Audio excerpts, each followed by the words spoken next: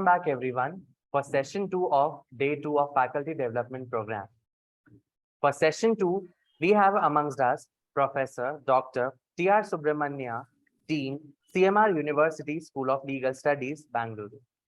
Before this, Sir was serving as coordinator and research fellow at Center for Regulatory Studies, Governance and Public Policy in West Bengal, National University of Juridical Sciences, Kolkata. He has also served as Vice Chancellor of Karnataka State Law University, Bali. Moreover, he served as honorary member of Karnataka State Law Commission in State Law Commission. In the international level, Professor Subramanya has served as legal counselor to the Kingdom of Bahrain for over 7 years. Apart from innumerable papers published in a variety of national and international renowned journals, Sir has initially published a book entitled Rights and Status of Individual in International Law and edited another book on human rights in international law. Sir has recently published his book in 2021 on hazardous substances in India and world, legislations, framework and management, which is published by Routledge, United Kingdom in May 2021. In 2009, Sir was awarded as Dr. Rajkumar State Award for services rendered in field of education by Dr. Rajkumar International Foundation, Bangalore. In September 2015, he was honored with Vijayani National Education Leadership Award for outstanding contribution in the field of education, besides several awards and honors bestowed by organizations all over the country. Sir has published several scholarly articles in reputed journals and is currently editor-in-chief for UGC Care, recognized CMR University Journal for Contemporary Legal Affairs.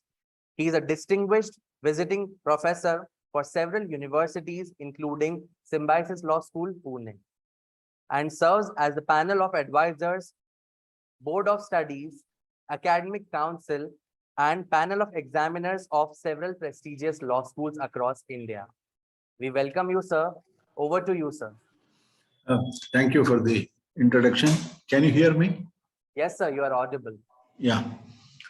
Now the topic that is being given is teacher as a role model.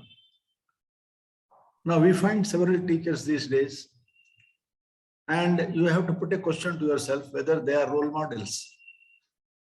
And a role model teacher, if he wants to be a real role model, what qualities and characteristics he is supposed to have. Now, these are a few of the things which naturally occur into our mind. Now, a teacher, in order to be good, must be presentable. So when you go to the class, you should be in a position to present what you have learned in a brilliant manner. And in order to present things in a brilliant manner, you should have the language.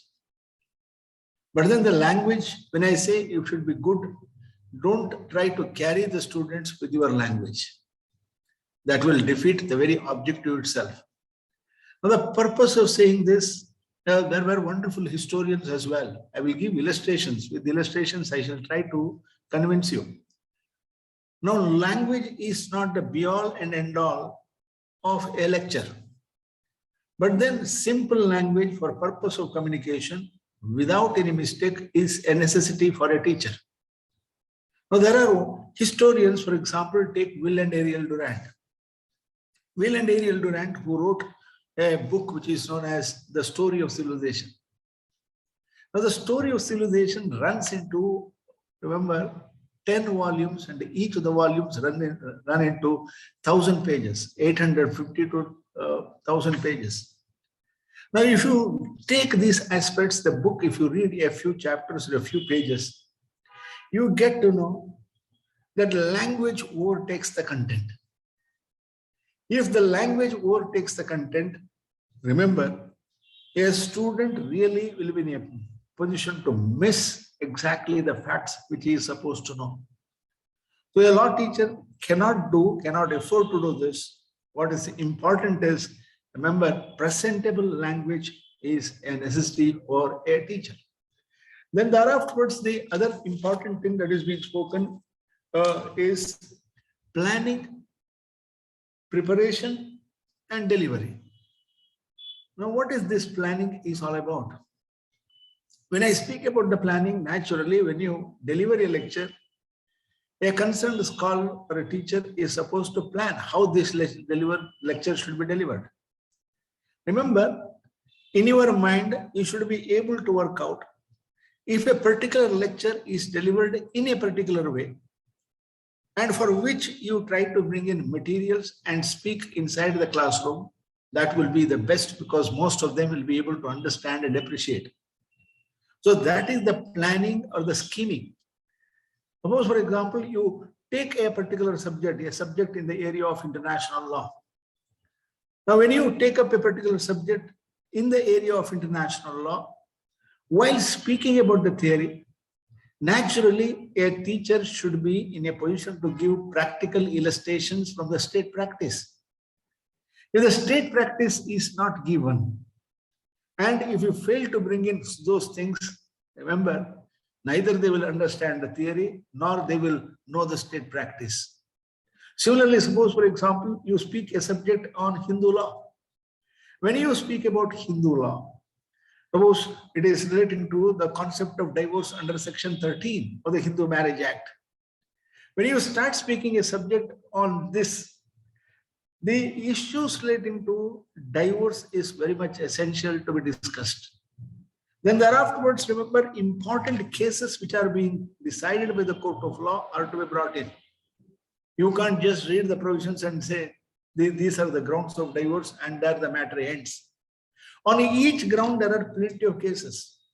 And the judicial precedent, remember, vary.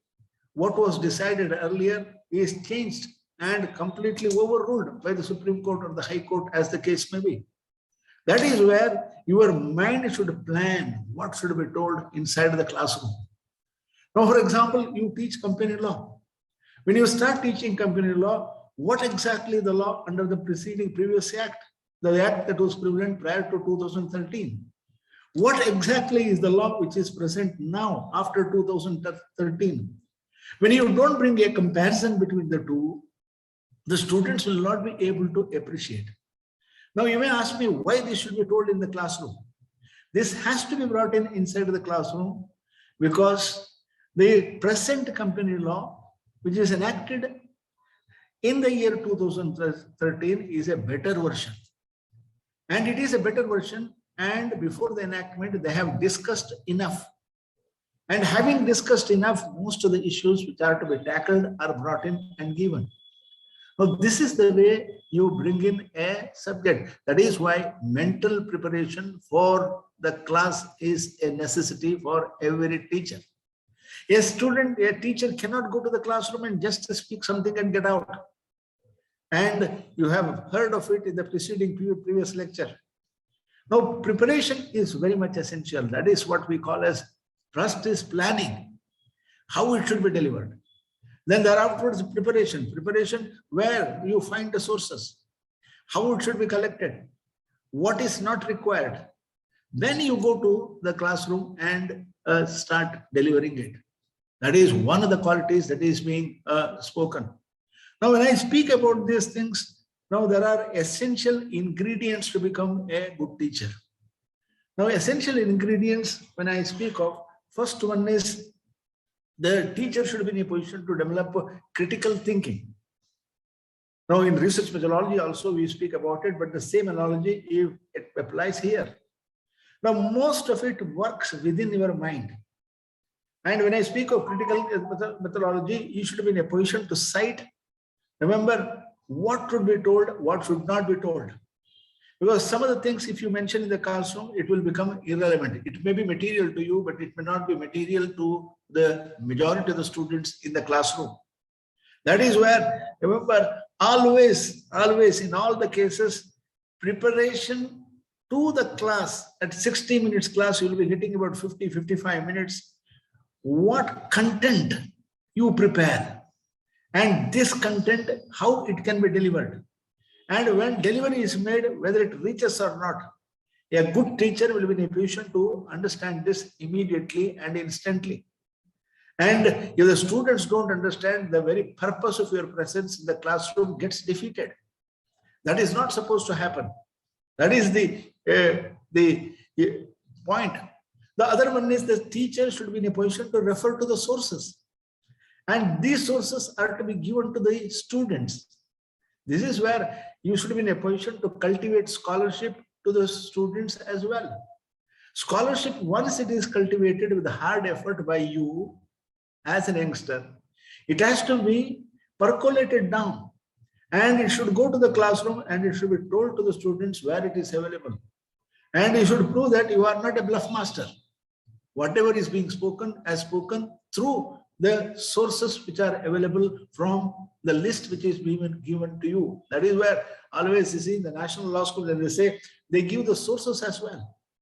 And these sources, when they are given, students come in advance with the advanced preparation. And I still remember, because I was teaching international law at the NUJS. And when you speak something, immediately this fellow will take out something from the laptop and will come to the podium and show it to me. Sir, this is what he has said. Then you should be a very sharp teacher. See, the point is, I have spoken the principle. And at time of application, remember, countries will have a different methodology. And principle remain the same.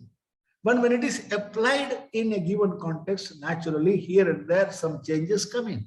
That is what you are saying by analyzing or giving an instance from a particular practice followed by a particular state. The other important thing is, in addition to giving sources, what we call as furnishing the sources, you should be in a position to provide many other things as well to the students. Now, the list of books which are available and the list of books which are outdated need not be given. You just ignore them. And if there are wonderful articles which are written on the subject, that should be brought to the knowledge of students. Now, most of the students, most of the teachers in the law colleges, especially in the rural area or in the Mafsil area, never ever bother giving materials to the students. And if material is given, remember, it is a hand note. And the students read only those hand notes and afterwards try to pass the examination. Most of them fail miserably. And that cannot be expected from a teacher. Now, for example, you take it this way. In the present day, in the national law schools, as well as in the private universities, advancement of technology has gone that far, wherein they have subscribed to many of the journals. It may be Westnet, or it may be some other thing. And through these sources, the students will be in a position to find out. This is very much essential, because the team which is preparing for a moot court naturally require these things. Unless you train them, these sources, remember, your plain or your written statement which are going to be submitted by the students is incomplete. That is the reason these are the factors which are to be known. Then the other aspect, 2 or 3 of them, I shall just tell you to a teacher. One is fundamentally, I will just say, love of labor. Age is immaterial for that. You should love working as like a student. A teacher, the older he becomes, the more he should read. Because if he doesn't read, what happens is somebody may say, this person, what is nonsense he speaks? In what way it is relevant to us? That is where you should be cautious and careful. That is why for a teacher, till the end, till he serves, remember, he should work, he should collect the materials, and he should put in, and he should be in a position to explain the way the students understand. Then the other aspect is, remember, a teacher, when he explains, should have a taste for it. You cannot cultivate a taste over time. Suppose, for example, there is a teacher of Hindu law. And if you ask the teacher of Hindu law to immediately shift over to administrative law, it is just not possible. Because the structure of the subject is totally different. That is where, when we speak of a teacher, the structured way of presentation will not be that possible. Now, other aspect that is harped upon is, remember, each subject has a language of its own. And if you don't speak in that language, the beauty of the subject gets spoiled completely. Suppose, for example, take it this way, I'm just telling you, in international law, it has a language of its own. Only it comes in that language, in that word, in that vocabulary. Remember, most of the audience will appreciate and admire. And if you speak it in a simple language, picking up holes and putting one word here, one word there, nobody will understand, nobody will appreciate. Similarly, for example, constitutional law has a subject of its own. Now, if you speak in the language of the Constitution and the words which are to be used in each and every section, preferably, it will be loved and respected by the students. Simultaneously, for example, take it this way, company law.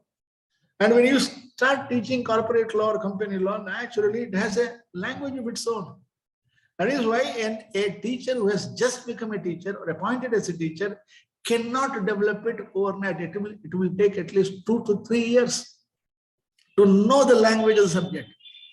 Because when you present yourself with the language of that subject, remember, a student who has read will admire you, what a type of teacher he is, what preparation he has made, from where he comes, where he gets these sources. Because those sources are very pertinent and very relevant to the subject. That is why most of them like this. Now, in addition to this, I just intend to bring home a few of the other factors. A teacher should have maximum patience. If you don't have patience, remember, you cannot become a good teacher at all. Because in every class, there will be a segment. And this segment is not interested because they have everything in at home. And since they have everything at home, parents are putting them into the class. They go to the best of the schools and they put them, and the students will not be interested. And just because they are not interested, remember, you are not supposed to lose interest. And in addition, remember, when you go to the class, a good teacher is supposed to address the entire class, all the 60 students. He cannot sit in a corner and start chanting with, or remember, conversing with 2-3 students. That is not acceptable. Now, in addition to this, maximum patience, you should have intellectual honesty. What is this intellectual honesty? Suppose, for example, as Professor Vijay Kumar has pointed out earlier, somebody asks a question and you try to give a misleading answer. Where is the intellectual honesty? And you try to bluff. And when you try to bluff, remember, there is no honesty at all. And if you say, try to give a misleading answer, some might say, maybe nearer to the answer, if not the answer proper. These are not expected of a quality teacher. A teacher is supposed to know. If he doesn't know, don't bother about it. You say, they will come the next day. And next day, if you don't get it, take some more time. Find out the sources, read it, and after reading it, preparing it very well, go to the classroom and tell. And those students will speak about you. If a teacher needs a name as a good teacher, these are the people who speak about the glory of the man, the name of the teacher. And if you try to bluff, they listen once or twice, and third time, after third time, they don't even bother to look at you. That should not happen with a teacher. Now, the other one is never ever do the work in haste. There are plenty of teachers. Remember, there are instances. You may ask me, what is this haste? They prepare the PPT, and the PPT which is being presented to a particular subject in a law of which he is the teacher, or for which he is the teacher, is not presented in the classroom. And some other PPT is being put, and that is being shown, and it is being read. No, it is a monument of misdirected energy. A teacher is not supposed to suffer from monument of misdirected energy.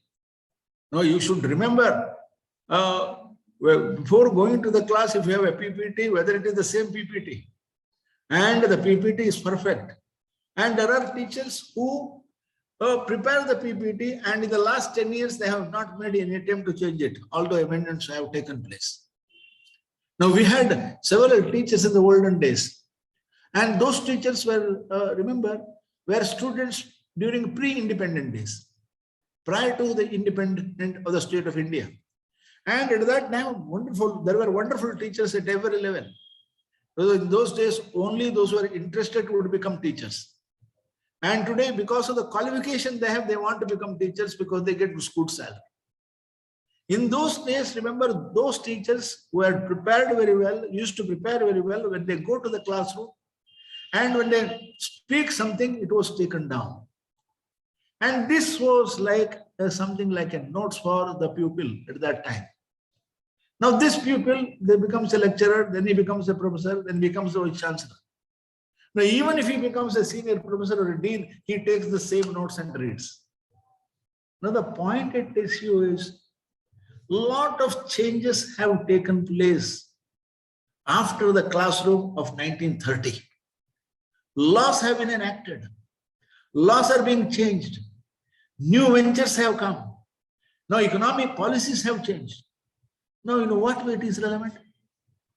And we had a teacher, I'm just telling you, not mentioning anybody, don't tell the name. Now he was teaching us research methodology, historical method. And this person, when he was teaching historical method, he would get an old file. And this old file of, remember, maybe of 1940 or 1935.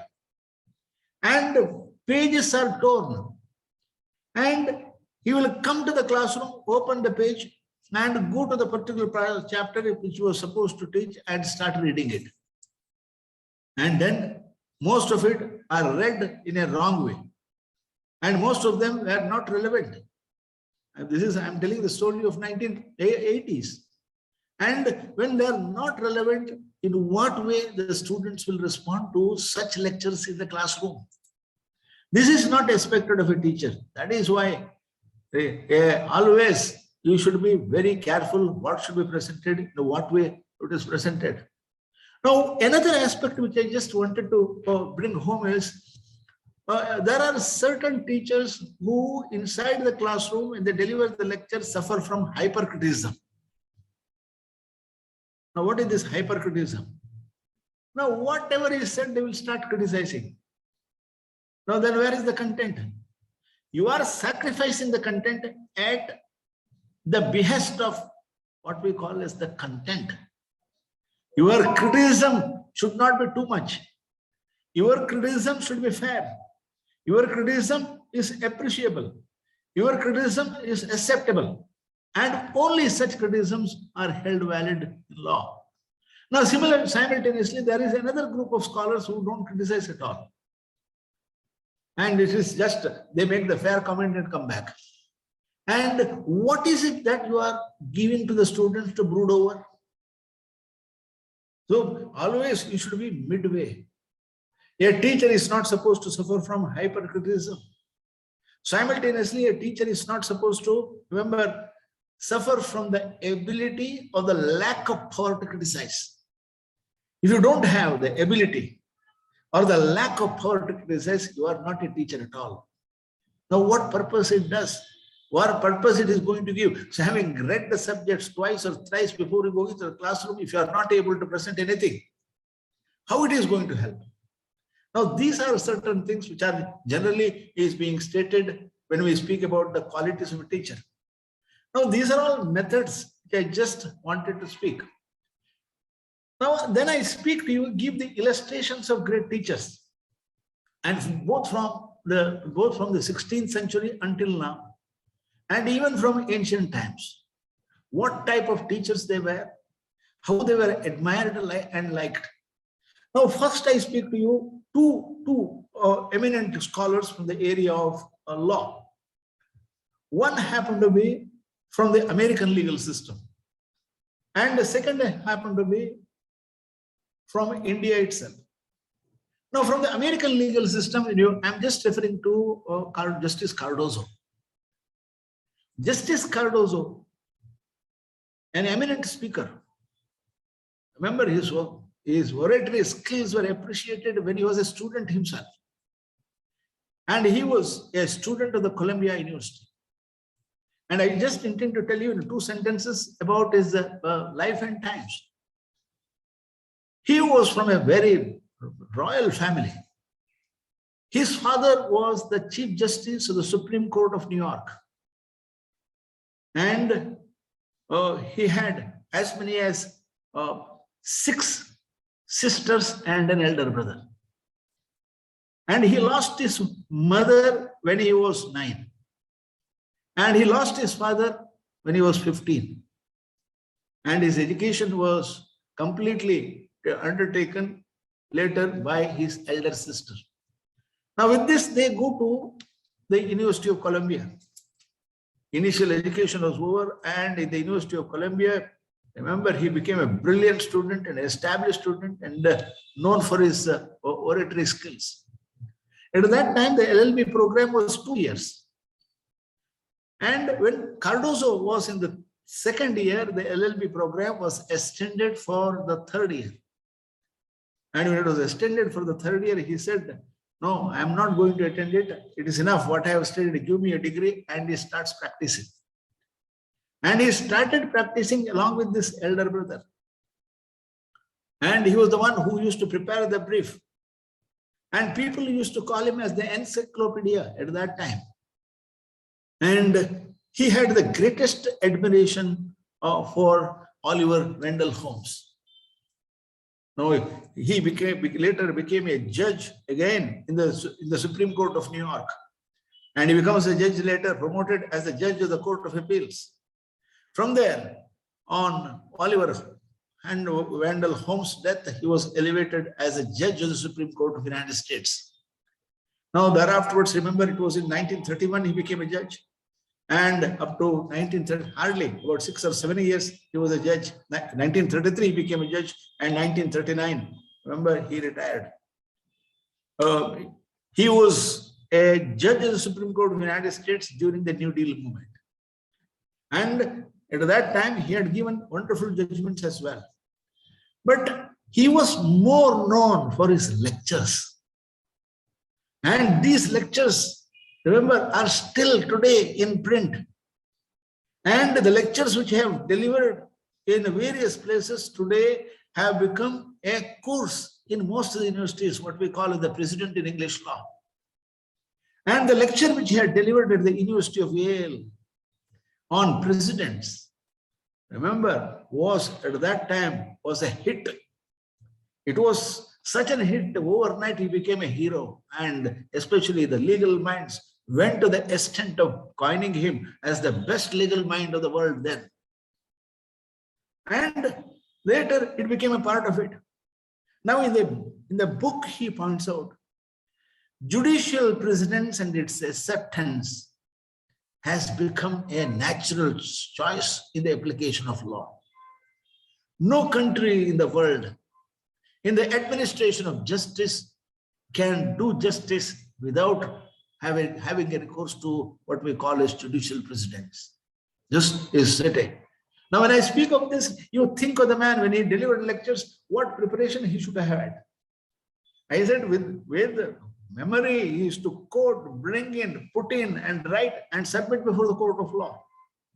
That means the two things which I said, planning and preparation, and then delivery. Planning and preparation, remember, was to the hilt. And from there, he was, remembered by posterity as a great judge and a great scholar and a great professor. Now, next man happened to be Muhammad Ali Karim Chagla, M.G. Chagla. At least a few of you must have heard about his autobiography, Roses in December. Now, this person, first I will tell you what he had become. Then I will speak about the scholarship of the man. In the 1940s, he became a puisne judge of the Bombay High Court. He was a barrister at law. And from there, he became the vice chancellor of the Bombay University in charge. And then he became a permanent judge. Then he became the Chief Justice of Bombay High Court on August 15th, 1947. When India became independent, he succeeded as the Chief Justice and took over the office from Leonard Stone. And thereafter, he became the Governor General of Maharashtra. Then he became the Indian ambassador. Indian High Commissioner to the United Kingdom, Indian Ambassador to the State of United States. And he became a judge of the International Court of Justice while deciding the right of passage for Indian territory case. Thereafter, when he came back, he became a member of the Law Commission. He became the chairman of the Bar Council of India. Then he became the Minister of External Affairs of the State of India and Minister of Education. Now, the point that is being harped upon, he was one of the sharpest judges in the court of law. He was the sharpest judges in the court of law for the simple reason. Always he would refuse to read beforehand any case. He will not take home any of the files. He will go to the court of law. Having gone to the court of law, he will just tell the concerned officer to open the case. And the file is handed over. He will read then and there only. And several times, remember, questions were put to him. And questions when they were put to him, questions were simple. Why don't you make the homework? Then he used to give a simple answer. I don't want to judge the case with the preconceived notions. If you read the case beforehand, some ideas will simply enter into your mind. That idea which enters into your mind will influence the judgment. And that influences judgment simply means it is not good for the party. That is why go to the court of law. Having gone to the court of law, listen to both the parties. And in the open court, deliver the judgment. I'm just putting a question to you. How many of the officers today are able to dictate the judgment in the open court? That is why I just wanted to tell about this. That means, remember, the grasping capacity of the man. And remember the instant planning and the instant preparation and the instant of citing of the cases which are decided either by the Privy Council or by the Supreme Court of India and the High Court. And the knowledge of law must be at his fingertips. Unless it is at his fingertips, it is just not possible to write a judgment of this nature. Remember, he went to the International Court of Justice. You may be knowing the right of passage over Indian territory. There was a dispute between the state of India and the state of Portugal. And the state of Portugal had gone to the International Court of Justice. And at that time, India did not have a judge before the ICJ. So only for the purpose of deciding that case, an ad hoc judge was appointed. And he went there, and remember, the question was decided on 7 points. And all the 7 points he disagreed. And the last line he was saying, a sovereign country which has become independent very recently is in a position to decide by itself, and it need not be guided by any inspiration from others. And with the result, remember, in the right of passage over Indian territory, we won the case. Because you may ask me why it is required to be told here. The very purpose is, remember, in one question, there was a narrow, razor-thin margin, and which was answered. It was 8-7, but for Chagla would have lost the case. That is why I just intend to bring home. Now remember the parliamentary debates and his writings and the articles which he has published and the speeches. Can you attribute any reason? The reason is very simple. Remember, he was he was chairman of the debating union of the Oxford University. He was the president of the Oxford University debating union. Now, in those days, it was very difficult to get selected for such posts. And that was the power vocabulary which he has learned as a debater in the Oxford University. And from there he came, and the same thing is continued. And it was continued to such an extent. Remember, even in the parliament, I just, since I opened up the topic, I will just bring in one aspect. Remember, when he was the education minister, many of the people, especially the parliamentarians, were saying that Aligarh University should become an independent university. Muhammad bin Chagla, when he was the education minister, he was just saying the name of the university should be changed.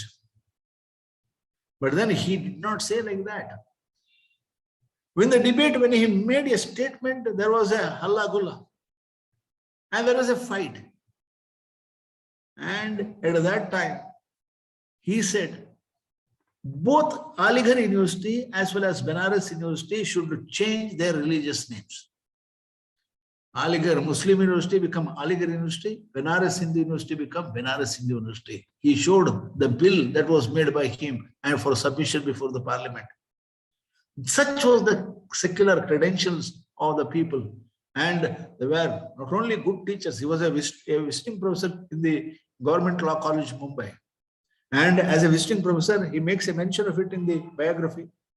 Remember, he has earned a very good name and very good contacts there. Now, these are the two. Then I come to the other one. Now, all the writers, eminent writers or writers of eminence from the 16th century to the present, are they or did they or were they following critical scholarship? This is the basic question that haunts a scholar. Now, for example, today in this FTP, most of the teachers should come and speak about the scientific research and the scientific nature of research, how it should be followed. If it is not followed, remember, you will not be able to publish in a single article. And for everything, research is very much essential. Now, what about the scholars of the olden days? Were they trained in the present day research or the research methodology? But then, although they were not trained, remember, they were planning and preparing. I will give you 2-3 instances so that you will be in a position to find out. A few of them were writers, and a few of them were writers and teachers, and a few of them were parliamentarians as well. Now, when I speak of this, the first one happened to be Charles Dickens. You must have heard Charles Dickens, a great writer. And this writer, remember, later became a social reformer. And this writer appeared in the English frontier, in the English theatre in England, in the 16th century. At that time, the society, English society, were paving way for the Industrial Revolution. When it was paving way for the Industrial Revolution, he had brought in, by way of a book, about the ongoings during the course of the Industrial Revolution. And it was touching atmosphere. All of them, all the instances, incidents, and the jokes that were created then were part of the society. And there was nothing, remember, nothing called bluff. And it was hard reality that was brought in, and the sufferings of the people during the course of the Industrial Revolution. One is David Copperfield. The second one is Black Hole Tragedy in London. There are many others. Now, what has happened was he left his writings to posterity. After his death, remember, the parliamentarians in the state of England started quoting him, quoting the chapters and the chapters after chapters, verses, pages before the British Parliament. And this was, remember, was responsible for reforms, law reforms to the state of England. He was not a lawman. He was maybe a social thinker. Today we can say. He was just trying to project and defeat the ongoings and the ill effects of the society of England in the 16th century. Law reforms, remember, came in and creeped in, and a lot of measures were taken to overcome these, what we call as incongruities in the British society. See, the impact of Charles Dickens in his writings was so great. And the people even today speak of him. Even the jokes, when yesterday somebody has sent, because how the teachers used to teach the student in the classroom. They would go to the classroom with the big canes. And these canes were instrumental in communicating the message. First, canes were used, then the messages were conveyed. Now you take another man after Charles Dickens. Now you go to the state of France. In the state of France, we have great writers. See, revolutions, how did they come? Revolutions take place overnight in a society. It is just not possible because it is because of the writings of the thinkers in any society.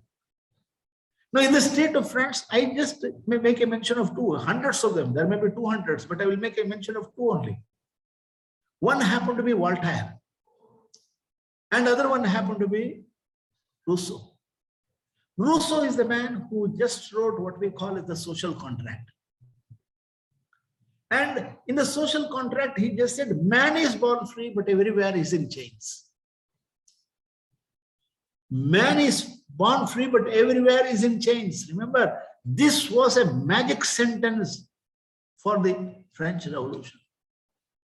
And remember, it was Professor H.A.L. Fisher points out, he actually lit the fire of French Revolution because of this one word, one phrase. And he was a good thinker, such a wonderful thinker. And in the social contract, he was just speaking about the atrocities which are perpetrated by the nobility and the ruling family. And it was partly responsible in uniting the people of the state of France, and hence the revolution. Now you take another man, the Voltaire, I just said. The writings of Voltaire, remember, influenced to such an extent, and the people wanted to destroy the nobility and empire, the ruling family. Now, for example, Wildurand, you will understand how language overtakes the subject. When he begins a chapter on Voltaire with 1,000 pages, one volume, fourth volume, he says, Italy had Renaissance, Germany had Reformation, but France had Voltaire. What does it mean? Italy had Renaissance, Germany had Reformation, because Martin Luther was from Germany. And the Renaissance movement took its birth in the state of Italy. But France had Voltaire. He was for his country, both Renaissance and Reformation, and half the revolution. What language, remember. This is where it inspired the people to take clutches. By listening to these writers, remember, don't be under the impression they were simply writers. The ongoings of the society, the atrocities which are perpetrated by the nobility, the ill treatment which the people, the lower class, had to undergo during the regime was depicted in such a character, in a typical character wherein revolution occurred. This is where one of the writers, J.R. Merritt, points out, revolutions rarely come suddenly and never by chance. An accidental spark may fire the train, but the train itself must have been long and carefully laid. Revolutions rarely come suddenly and never by chance. An accidental spark may fire the train, but the train itself must have been long and carefully laid. Now then, I just wanted to speak to another British scholar, Edmund Burke. I don't speak about the thinkers. Edmund Burke happened to be one of the greatest parliamentarians which history has produced. And he is the one who discussed the legal philosophy and contributed much. Remember, not only a parliamentarian, Edmund Burke's debates is worth reading even today in the 21st century. Remember, I am making a reference to this, his understanding, his analysis, and the planning and ability to impress upon the world community in those days was such. The revolution, the French Revolution, broke out in 1789. But here is a man who writes a book on the reflections of the French Revolution in 1790. 1789, French Revolution broke out. In 1790, after 1 year, this person writes a book on the reflections of the French Revolution. So Edmund Burke's work on reflections of the French Revolution, remember, was a remarkable book. And in this book, he just, at the end, he predicts, this will not lead to well-ordered progress. He was referring to the state of France. This will not lead to well-ordered progress. Ultimately, this country will be taken over by a dictator in France. So the trouble, the shootouts, the killing, and the torture and the torpedoing the family is not going to work any longer. And these troubles, these disturbances ultimately will pave way for the dictator. Remember, in 1793, Napoleon became the general of the state of France. The point is, many people have said he must have been a born astrologer. Edmund Burke was not an astrologer, he was a parliamentarian. Although he was a parliamentarian, remember the ability to foresee the shape of things was working in his mind to such an extent, and that he became a great predictor and like an astrologer. And later he became the emperor of the state of France. Then I just wanted to speak to you something about Karl Marx as well. Karl Marx was a German. And this German wrote The Poverty of Philosophy in the year 1848. And the other one, Das Kapital, in 1847. These are the two books which are written by him. Now, this German scholar was thinking about Soviet Russia and the Russian legal system and the Russian society. And always in his mind, he was thinking about the Tsar, Russian Tsar, the ruling family, and the proletariat, the poor people of the state of Russia. And in this book, he said the fight between the rich, that is the nobility, and the proletariat, that is the working class, is such, one day the proletariat will take over the nobility and the rulers.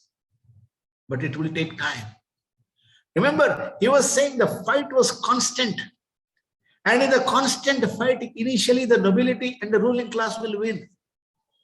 And a day will come wherein the nobility and the ruling class will be eliminated completely. He said it in 48, but then 69 years later, the Bolshevik Revolution came. And the Bolshevik Revolution, when it came, remember, the communist regime was established and the ruling, what we call family, remember, completely eliminated. The nobility was eliminated, and Lenin was elected as the president, the Secretary General of the Soviet Party, of the Communist Party of the Soviet Russia. Now the point is, we are not speaking about this. A particular person in his analysis, in his mind, and his thinking was able to imagine such a thing. That is what it is. Not that he was not a speaker, he was a speaker as well. And although he was a speaker, he was able to tell convincingly that Soviet Russia ultimately, remember, something is going to happen. There will be a revolution, and this revolution is going to replace the nobility and the ruling class with the dictatorship of the proletariat. Now, what kind of a mind it is? Now, the point is, for all of us, it is a lesson. See, research should be this. And if you do the research, you should be able to foresee the shape of things to come in the future, whether as a lecturer or as an assistant professor or above that, whatever. Then you think of another person, another Russian, Leo Tolstoy. Leo Tolstoy, remember, he was also a good speaker. If you read the biography, you will get to know. In Leo Tolstoy, he writes a small poem of 7 lines. The message in these 7 lines is very simple, and for which he gets the Nobel Prize.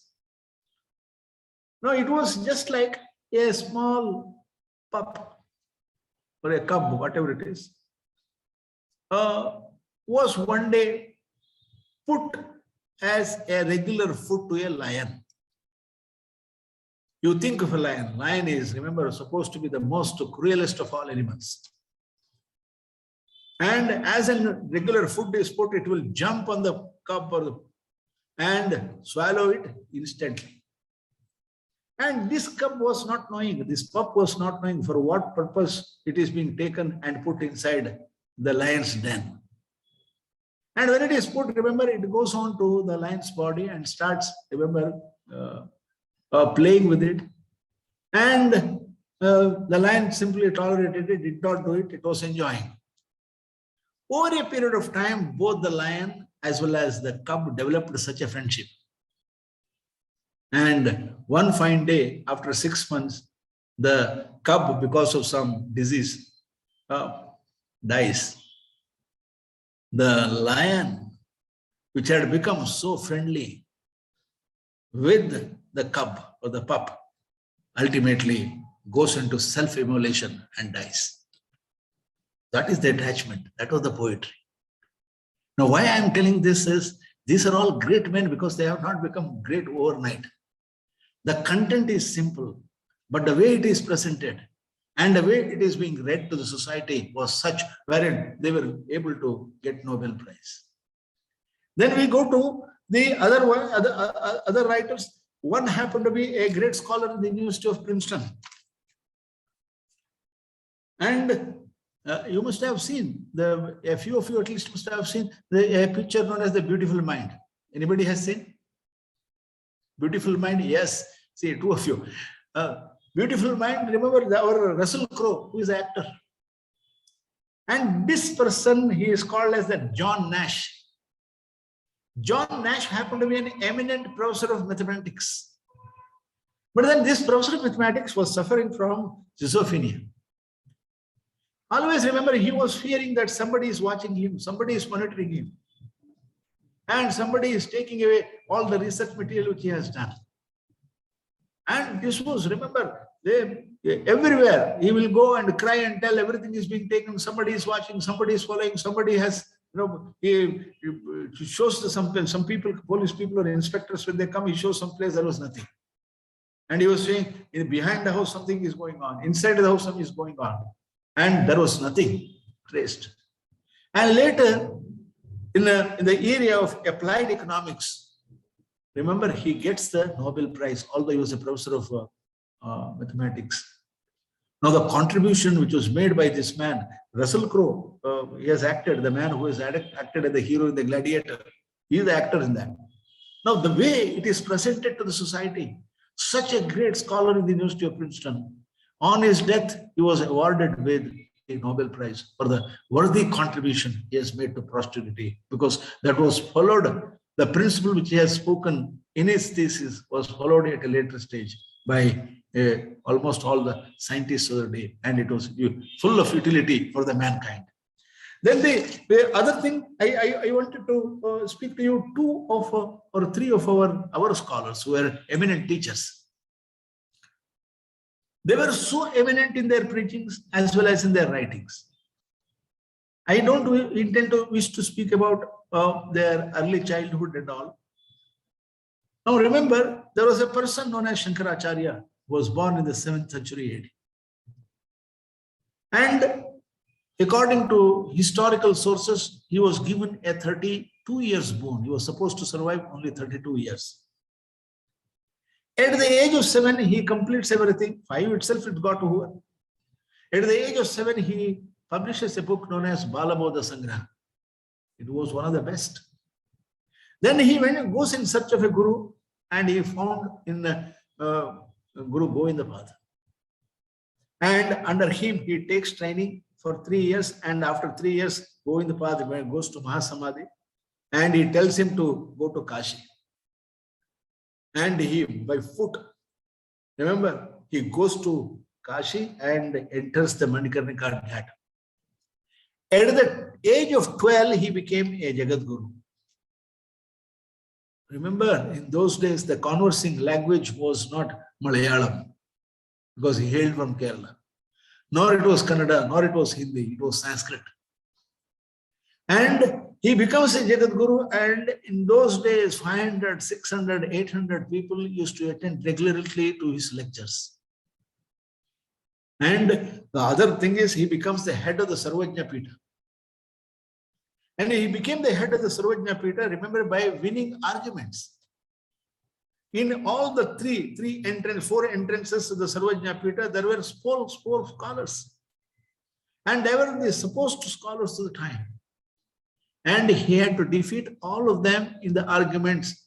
And he defeated all of them in the arguments and became the head of the Sarvajna Pita in Kashmir. Remember, a scholar who passed away at the age of 32 has written over 150 Sanskrit works. And the preachings, preachings means sermons, I am just telling you, which were given are remembered even today. And it will be remembered by posterity, even the days to come, how they have become. One is, remember, the ability to think, the ability to comprehend, and challenge to communicate. And these things were there with him. Now, the second person happened to be another one. Don't be under the impression that I am speaking about Hindus. No such thing. Because their contribution is such. Swami Chinmayananda. Swami Chinmayananda, remember, he was called as Balakrishna Menon, born in 1916. Remember, he was born in a very rich family and he was a non-believer. He was a revolutionary at that time. And this non-believer has read so much.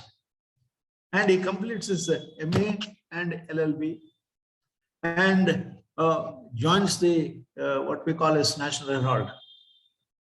When he joined, soon after his education, joined National Herald in the freedom movement time, some people asked a question to him.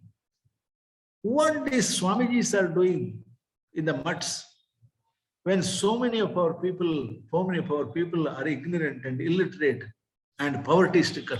They are not doing anything. Then they suggest him, why don't you go to Rishikesh? And having gone to Rishikesh, you just enter the office or the ashram of a mutt and start questioning the head, the pontiff. That is where he goes to Rishikesh and entered into Swami Shivananda Saraswati's ashram. The more he tried to know about him, the more he became his follower. A non-believer ultimately becomes a believer. And then he becomes Swami Chinmayananda in 1949. So the point is the sermons which he has given. See, today, the Chinmaya missions are found in almost 200 countries of the world. I am just speaking like a layman, what I have read from the books or journals. And this one man was able to inspire and speak the philosophy of the Advaita in these countries of the world. And the impact was such, remember, in those countries, the institutions are established, the schools are established in India, and it is being run. I still remember in one of the books, it is indicated when he started first giving a lecture on the Gita in Pune, there were only 3 members on the first day. Second day, it became 5.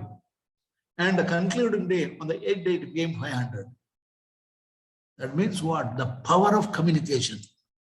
If you don't have the power of communication, whatever knowledge you have, remember, is not going to help anybody. Communication is the most important factor for every teacher, is the point that is being shown by this. Now you take Swami Vivekananda also. I don't wish to elaborate, most of you know about him. And the speech which he has delivered in the year 1893 speaks much what type of a speaker he was. The point is, if these speeches are appreciated, think of the work which he has done. Think of the preparation he has done. Think of the planning before that he has done, how it will be told. In what way, if it is told, it will be appreciated and admired. Now, the other part which I just intend to speak to you happened to be, every teacher is supposed to follow in his presentation or before presentation 3 or 4 things. Now, the first is what we call as heuristics. Now, what is this heuristics?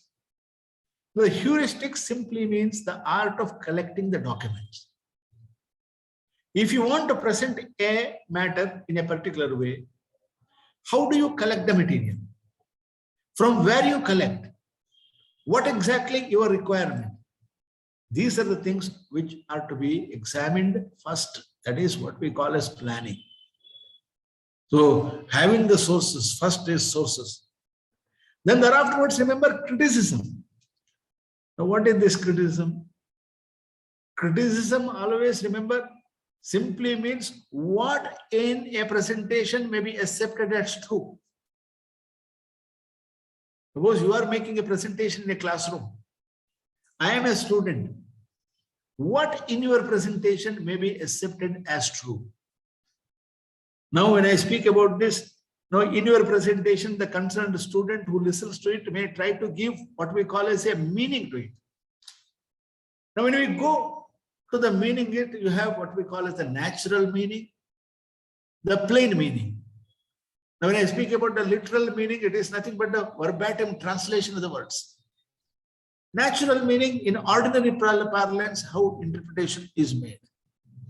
But then you have the real meaning. Now, if you want to have the real meaning, you have to read a book, The Meaning of Meaning. There's a beautiful book which is being written. Find out in the Google, you will get to know. But that is how now the observer naturally listens to all these things. That is why you are supposed to make. Now, when we make a criticism, the criticism at times it is contextual. Unnecessary criticism should not be made. If you make unnecessary criticism, naturally at times you will burn your fingers. It should not happen. Now the other one happened to be exposition. In the presentation, you should be in a position to expose the points which are required to be presented on a topic, what is required to be presented. And if you don't expose it properly, it is completely incomplete. Then what we call as the synthesis. So these are the fourth. Synthesis simply means you should be in a position to unite. That is where a good teacher is one. When he speaks, he should be in a position to start from the end and remember, complete everything. So from the beginning, if he starts, he will end. Everyone does it. Most of us do it. But I have seen some of the teachers, remember, who will start from the end. This is what has happened.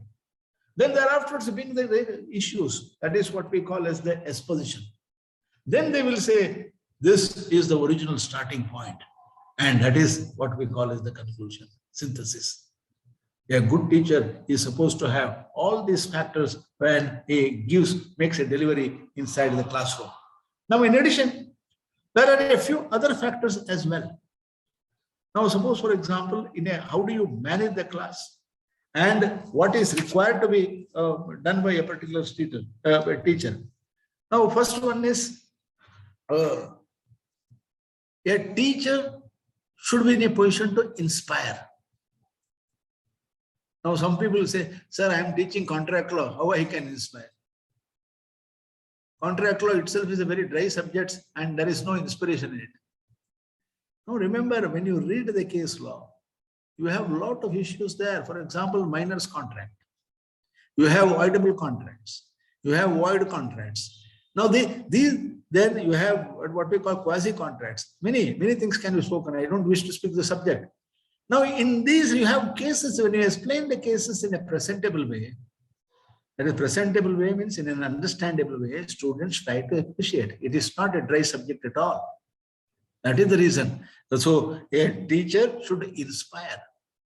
Now, another point, in a classroom, remember this much. If there are 60 students, 50 to 52 of them, they may not be interested in your complete lecture.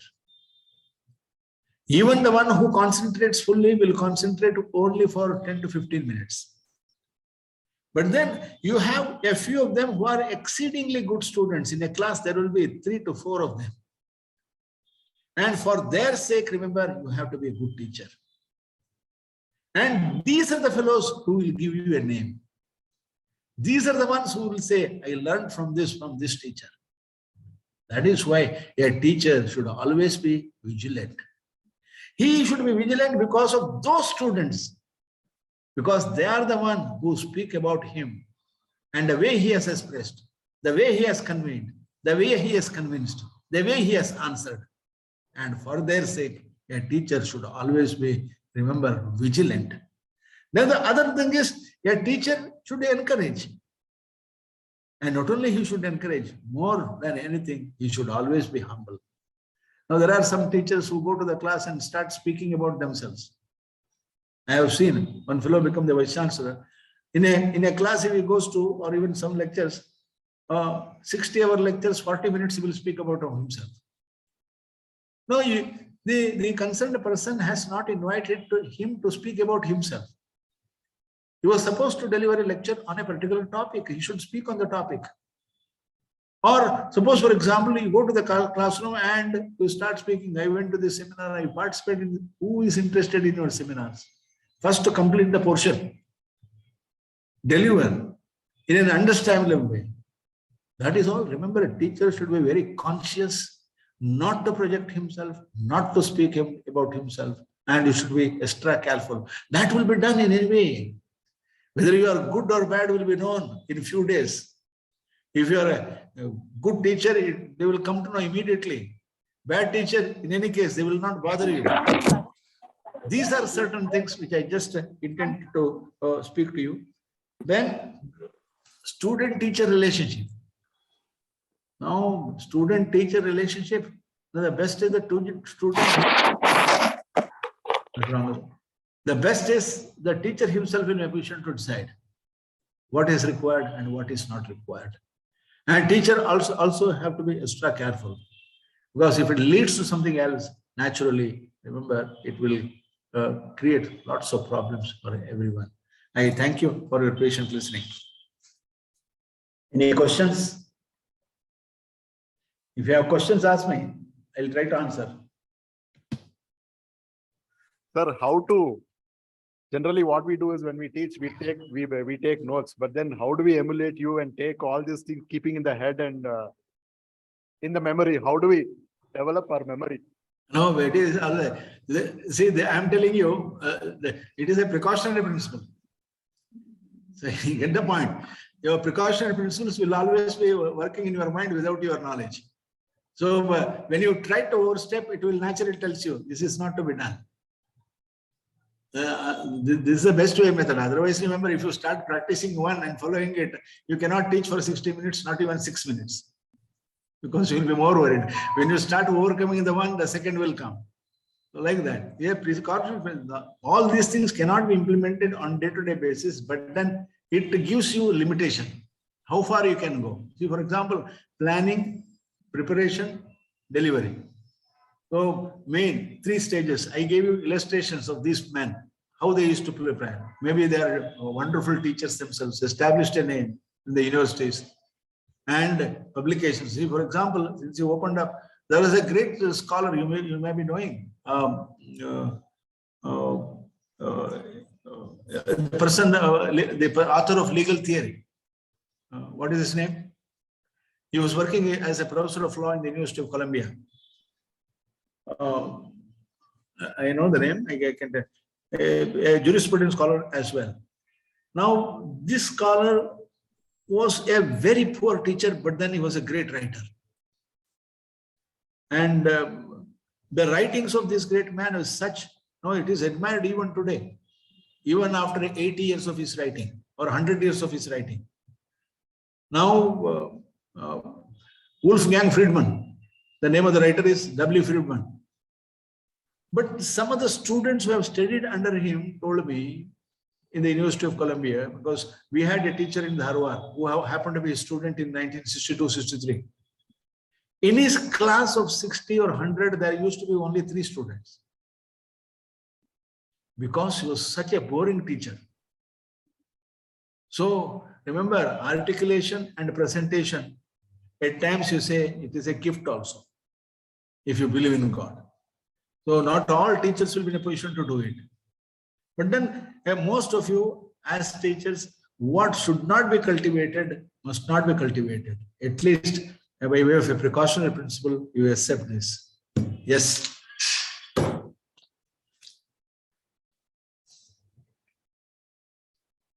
Thank you so much, sir, for effortlessly explaining the role of law teacher and how teachers act as prism for students' learning. It was really enriching for all of us to listen to you. I request all the participants to fill the attendance sheet link, which is posted in the chat box. Thank you once again, sir.